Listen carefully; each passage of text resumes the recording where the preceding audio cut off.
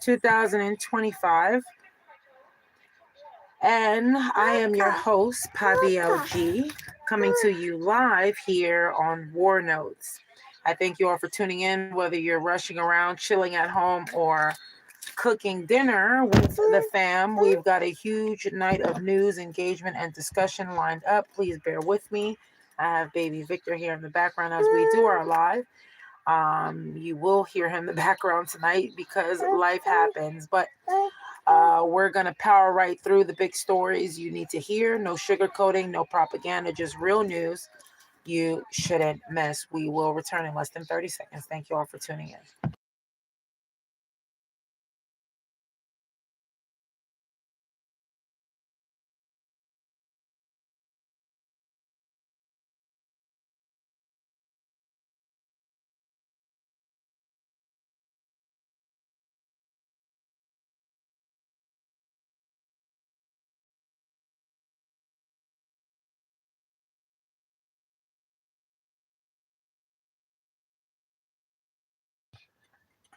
All right, folks. First, we want to start with a subscriber spotlight. Indeed, shout out to first, before we get into anything, Mom Donnie in New York. Big congratulations on Mom Donnie's win as the new Democratic Socialist. We'll talk more about that in a bit and what it actually means. But we have some quick shout outs. We've got some emails flooding in. This one came from Mark in Indiana. He writes, "Why are we hearing so much war and foreign policy news so early in the year? And what does this mean for us here at home?" Well, that's a great question, Mark. We'll have more on that in just a second. I did want to put a spotlight on that because I don't get much emails, but lately I've been getting more, considering the amount of content and different content that I've been putting here on my channel here. We'll start with first the biggest stories of the week. Events in Washington, D.C. and media outlets are talking about these topics. Should I use the word ferociously? U.S. forces capture Venezuelan President Nicolas Maduro. Just a few days into 2026, the U.S. military conducted a major foreign operation in Venezuela, capturing President Nicolas Maduro and his wife. They have been brought into custody in the U.S. to face narcotics-related charges. This is a rare and historic event. A current sitting foreign president brought into U.S. jurisdiction. I've never seen something like it. Some see it as a victory in the ongoing war on drugs. I believe it's a crock of bullshit. Other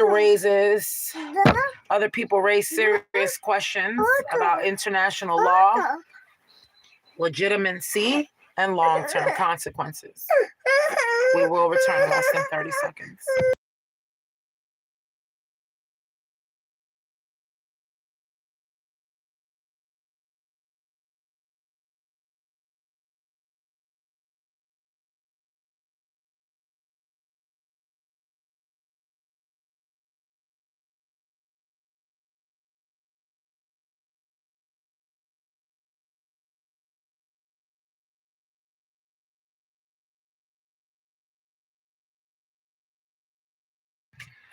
Currently, White House is gloating, okay? Official government channels have even posted styles, okay?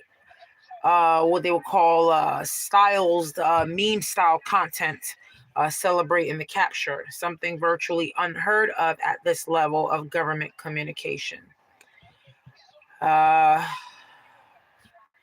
Major outlets like the New York Times and the Washington Post are accused of holding back key details for safety reasons related to the Maduro operation, sparking controversy about media transparency and independence.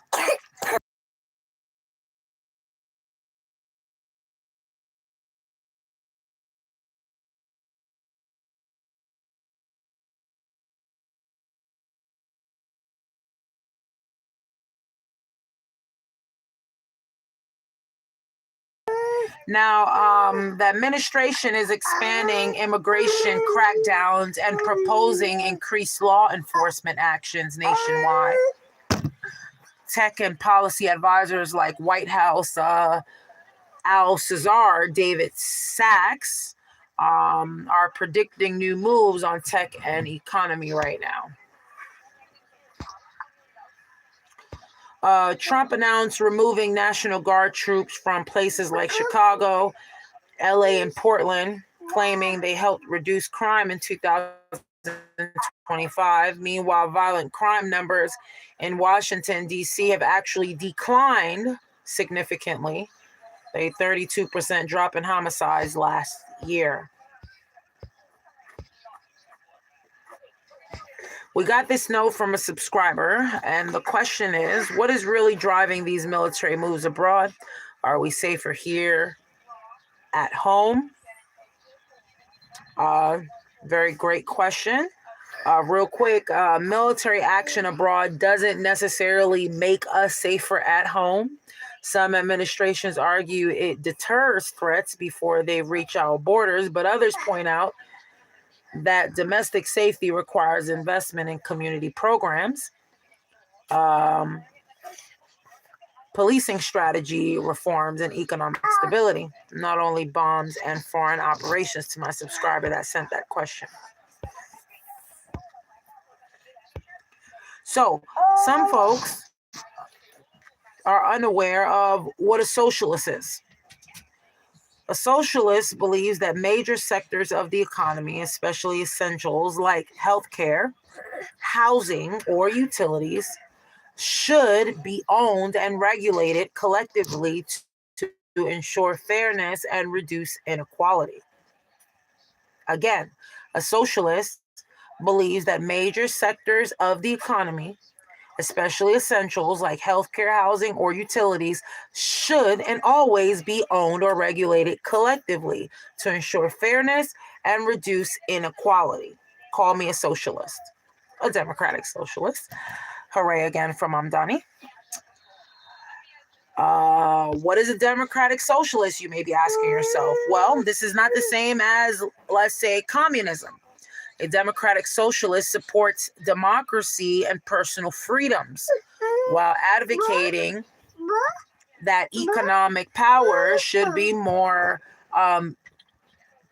equitably shared and that basic needs should not depend on wealth. Okay? Very important. Some people are unaware of what communism is. Communism historically refers to a system where all property is owned by the community or state with the goal of eliminating class distinctions. Modern democratic socialists reject authoritarian communism and believe in democratic systems. Now, going back to the White House, Homeland Security Secretary Kristi Noem was spotted dancing to Ice Ice Baby at Mar-a-Lago on New Year's Eve with staff. And there's chatter about new tech and AI policy directions from the administration. Another question that came in from Tina in Philadelphia: should we boycott certain news networks? Which ones are giving propaganda instead of facts? Well, I would say always diversify your sources, cross-check stories against databases like Snopes. I would say ProPublica, AP News is a good one, Democracy Now!, and even government press releases. That's how you separate fact from spin. And that answer is for Miss Tina in Philadelphia. Thank you.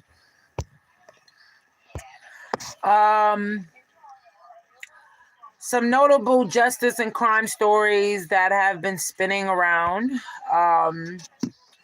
the plot on New Year's Eve. There was an FBI arrest. Federal authorities arrested a North Carolina man who allegedly planned to support ISIS through violent acts on New Year's Eve. Legal battles involving some former officials, like former FBI Director James Comey, is facing federal charges related to testimony and alleged obstruction. A trial is scheduled this week. Some national crime rates right now, like DC homicides, are declining, but debates continue over federal involvement versus local law enforcement priorities. Now, if you want more deep dives like this, including direct links to source info, please send me an email at bwtbgroup@gmail.com or leave a comment on one of my videos here. We'll give weekly curated, I would say, sources that you can trust so you don't fall for clickbait or propaganda headlines. And we're going to do some final questions that I have real quick that I wanted to add in from some subscribers that they had. The first question is, how do these world events affect the economy here at home? Well, it's a good question, but it's an obvious one, I would say. In my opinion, it affects us in many ways. They're like right now with this Venezuelan deal, okay? You attack, if another country can be attacked and their president can be kidnapped and taken to another country, then what type of democracy and what type of world are we living in? If they did that to the Mexican president, is that okay? If they did that to the Colombian president, is that okay? If they did that to anybody, is that okay? No, it's not okay for the United States to bully other countries. It doesn't matter what the crime may be. Putin has had a warrant for his arrest and nobody has seemed to catch up with him yet. It surprises me that they can catch somebody in a matter of just a few days. They surround a country, then they bomb them, they kill innocent people, and then all of a sudden they have their president on their way back to the United States to face charges. But they can't, for whatever reason, capture Putin, who has had a warrant for his arrest for his war crimes, his current war crimes in Ukraine. That's what baffles me. I'm sure it baffles many people on how Maduro can get caught so quick, but Putin can't even come to the table. Matter of fact, Putin is still calling shots. So that tells you how world events affect the economy here at home. Guess what? Look at the prices of our food. Look at the prices of our flour. Look at the prices of our meat. Look at the prices of our wheat. Okay. Yes, world events do affect everything here. Our country is a bully. So when you bully other countries and there's other countries who say, I'm going to stand up for my friend. And then all of a sudden, when you have a president like ours who is a pedophile or alleged pedophile, it seems like the news has put it out there enough and everybody wants to forget about Epstein, the ones who are true triple Trumpers. But we're not going to forget about Epstein. We know what's going on. Our president is an alleged pedophile, and this is a person still making decisions right now, attacking other people instead of fixing the things at home, attacking other people, but our food prices still continue to go up, attacking other people while your people at home still suffer, if you want to call us your people. And I don't think that goes for a lot of us, because as you guys can see, I am black. I don't think he cares about our people, much less his own. And it's sad to say, but this is the administration that we're working with. So yeah, world events do affect the economy here at home. Question number 2, is there a chance of war with other countries because of the Maduro capture? Yeah, of course it is.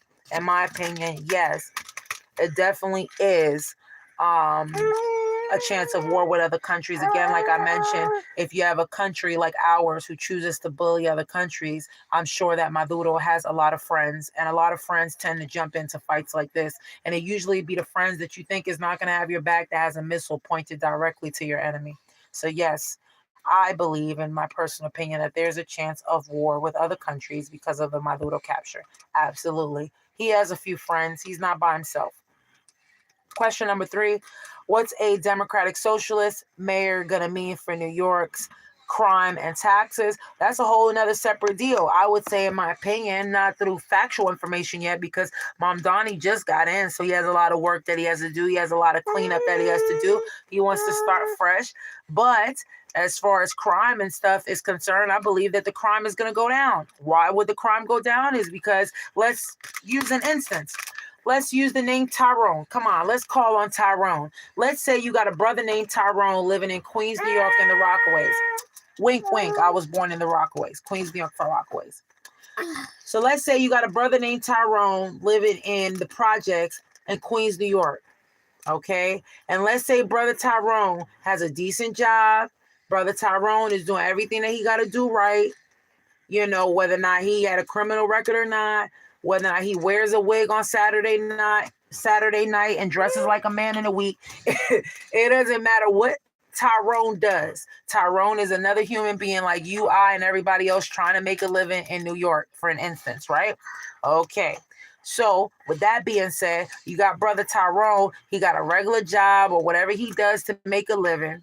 If Tyrone can have his rent set at $500 a month, I'm not talking about government assistance before everybody start ragging and talk about, oh, he living off the government. No, we just talking about another brother or another sister or another family paying their rent, trying to survive. If they can know that their rent is, let's say, you know, let's make it easy for the math. Let's make it easy for the math. Let's say Tyrone says he has $100 rent per month. That's how much he's going to pay. His rent will never fluctuate. It's never going to go up. It's never going to go down. He's going to pay $100 as long as he's a New York State citizen, for an example. Why? Because the New Yorkers sat down together, City Hall, whatever the case may be, and they said this is fair for everybody. It doesn't matter rich or poor. But in reality, let's talk about more the middle class and the poor. Okay, so we want to make it a non-stop shop. We want to make sure that Tyrone pays no more than $100 a month. Okay, while he remains as a New Yorker. How does that benefit crime and taxes? Because now Tyrone can make a plan, perhaps, with his monthly money or his weekly paycheck, or let's say his yearly taxes, and he could pay his, let's say, $1,200 rent for the year, and he can then pay other bills. And when his other bills are now paid up, Mr. Tyrone, brother Tyrone, is no longer stressed out anymore. So brother Tyrone, because he is no longer stressed out and he can provide for himself or for his family, perhaps, or even for his children, because he has a set rent. Just setting his rent alone, just giving a set bill alone, it's not much, but giving a set bill alone, it gives him the stability to plan other things. And when you as a human being, as you know, listening right now, you as a human being have stability, you don't have stress. And stress is a trickling effect. If you have stress, then other things bring on other problems, arguments at home, whatever the case may be. Arguments at home, problems with family, problems with your job, whatever, because you go to work, you're miserable because you can't afford the rent. You can't afford this. Your rent is constantly changing every year. You can't be stable. Sorry, I have a crying baby all in the background, as you guys know. But when you can't plan anything, you get so stressed to the point where some people turn to crime. Bingo. Bingo. They turn to crime. And when people turn to crime, they tend to destroy things, public places, public things. They tend to destroy things. And then later on say to themselves, why did I do this? I'm destroying things in my neighborhood, but it's already too late. And then those things that are destroyed in the neighborhood ends up falling back on the taxpayers. Bingo, bingo. And when those fall back on the taxpayers, guess what? Everybody's paying more money, no matter which way you look at it, and more money coming out of everybody's pocket, and there's more crime and more taxes to pay. So how is a Democratic Socialist mayor going to help New York's crime and taxes? Why? He's going to make things as fair as possible so people can have stability and not turn to stress.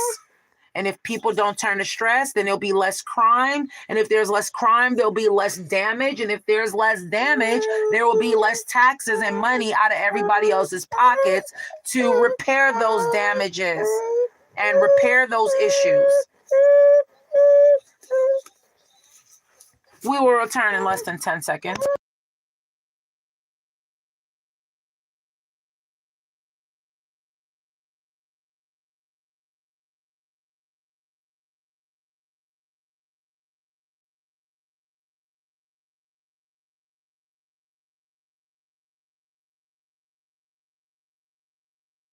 So back to like I was saying, a democratic socialist is a big change, a major gain for New York, and it's going to set the bar high for a lot of other states to follow the same deal. We must care about the people. I hope that the people who triple Trump, I hope that they see that their vote has messed up literally the world. And now we're going to have to put ourselves together, and we are the worst country on the map right now. And I hope that they see their damage. And now Mamdani is going to set the bar real high, and it's going to make a lot of other states look really weak. It's going to make a lot of other states look really weak on their game. They're going to say, wait a minute, I see what the Democratic Socialist is doing for New York, and I see that the people are making the decisions for the people, not government guys sitting behind a black suit tie, forgetting about the Epstein files and forgetting about how he said that he'll possibly screw his daughter on national television. This is the person running our country. You tell me if we don't need a change. Absolutely. So I hope the triple Trumpers again realize the damage that they have caused to the world, and when they go to those voting booths again, they need to vote correct. And New York has made the stance. New York and Mamdani has made the stance that that's it, we've had enough. Something must change, and the change starts in New York, and it's showing it right now on the map. Land of the free. When the Statue of Liberty meant something. When the Statue of Liberty meant something, right? When United States meant something. Now, these days, United States, what does it mean anymore? People don't like it here. People talk about us bad. People talk about us all over the country bad. People mock us. People say how silly we are and how we don't know what we're doing. We're not running the country properly. Okay? So yes, cheers again to Mamdani. Remember his name, write it down, tattoo it in your notebook. Mamdani is making the change, paving the way. And people before would say, oh, run away from those socialists. They're like communists, they're communism or whatever. No. This is democratic socialism. Democratic socialism. It's about time that the people determine what is correct for the people. It's about time that people are able to get stability. That's how crime gets corrected. That's not the proper English, but that's how crime fixes itself, through the people, because the people are the ones committing the crime. But then you got to go back and you have to say, why are they committing the crime? What mentality are they in? What stress is over their head? Who just died in their family? How much has their rent gone up in 1 month? How have they lost their job? Where is the next paycheck coming from? How much food is in their refrigerator? We have to get down to the nitty gritty. And once they take, none of them have to do drugs because they're depressed, because they can't pay their rent. It's because they can't pay their rent. They couldn't put food in their stomach, and they couldn't put food in their bellies of their children. So CPS came and took away the kids. So now they turn to drugs in the street, and everybody calls them a crackhead, but nobody knows the background to how they became that crackhead. So in order to stop the crackheads from putting other people onto crack, and in order for the heroin addicts to stop offering other people that are weak in the head and weak in their souls heroin and crack and cocaine, and so people stop getting off of drugs, we have to go back to the root of the problem. And the root of the problem starts with having secure shelter, having food in your stomach at night, okay? And knowing that you're able to provide for your children by having a job. Everybody and their mama want to work. Trust me, that is bullshit. When people say that people don't want to work or people are lazy, bullshit. And black people, if they're home on their ass and finally are home on their ass after 60, 70 years old, it's because they damn sure deserve it, because we've been slaving all our lives. So yeah, we deserve to be on our ass after 70 years old, just like every other person that calls himself an American or a human being or whatever you want to call yourself. Everybody deserves a time to rest. But right now, again, Mom Donnie is paving the way. And I'm betting on him. I'm betting on him. That's a high bet. I don't know him personally. A lot of us don't know him personally, but that's a high bet. And I'm going to put that on the radar, because it's about time that a change comes. A change has to come. We can't sit back and watch one yellow man destroy the world, because that's what's happening. Why is he building a bomb shelter and everybody else is not being prepared on national news to build themselves a bomb shelter? Why is everybody not being prompt on national news throughout their propaganda to get a go bag? Why? Because they don't want to scare people. Why? Because they want to be prepared while the poor people get blown up into smithereens. That's how I see it.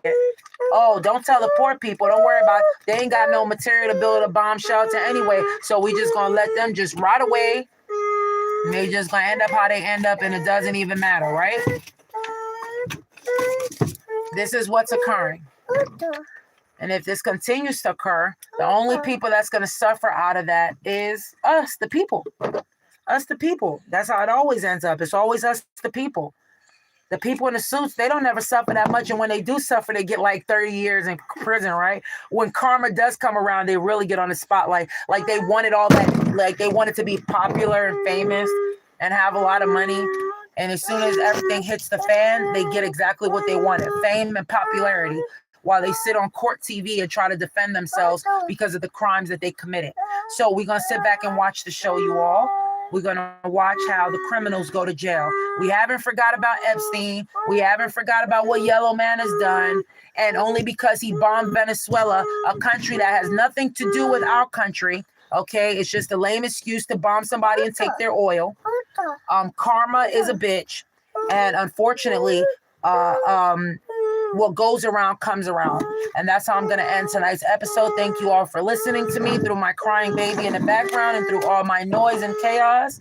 Because here's the deal. This is how kids are. Once I get off this live, he'll be silent and ready to go to sleep. Anyway, you all have a beautiful and blessed night. Thank you all for listening. Thank you.